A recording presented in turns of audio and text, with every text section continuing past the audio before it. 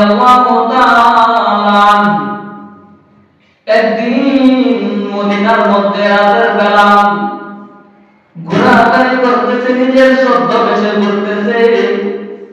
ওমর রাদিয়াল্লাহু তাআলা একটি বাদশাহ এমনকি একজন খলিফা ওমর রাদিয়াল্লাহু তাআলা তার নিজের ছদ্মবেশে নিজেকে ছদ্মবেশে রাতের গভীর রজনীতে মানুষকে দরিদ্র মানুষদেরকে অসহায় মানুষদেরকে খাবার খাওয়ানোর জন্য, যারা অসহায় মানুষ আছে তাদেরকে খানা বিতরণ করার জন্য, তার রাজ্যের মধ্যে যদি কোনো গরিব অসহায় মানুষ থাকে তাদেরকে দান খয়রাত করার জন্য ওমর রাদিয়াল্লাহু তাআলা একদিন গভীর রজনী মদিনার মধ্যে এদিক সেদিক ঘোরাফেরা করতেছেন।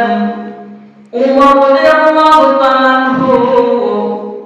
এরকম ভাবে ঘোরাফেরা করতেছেন, ঘুরতে ঘুরতে গভীর রজনীতে অন্ধকার রাতে ওমর রাদিয়াল্লাহু তাআলা দেখতেছেন একজন মহিলা তার কিছু সন্তানদেরকে নিয়ে চুলার মধ্যে আগুন জ্বালাইয়া কি যেন পাক করতেছে।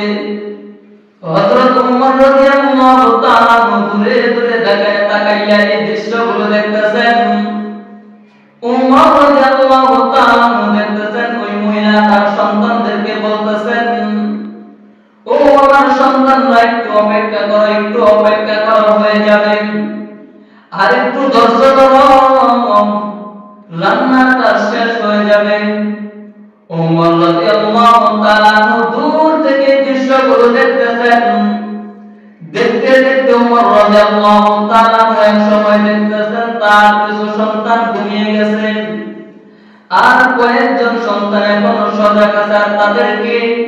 তাদেরকে ওই মহিলা বলতেছেন, তোমরা একটু ধৈর্য ধরো, একটু পরে হয়ে যাবে। এভাবে অনেক সময় চলে গেল, কিন্তু তার রান্না হয় নাই। তো ওমর রাদিয়াল্লাহু তাআলা দূর থেকে দৃশ্যগুলো দেখতেছেন।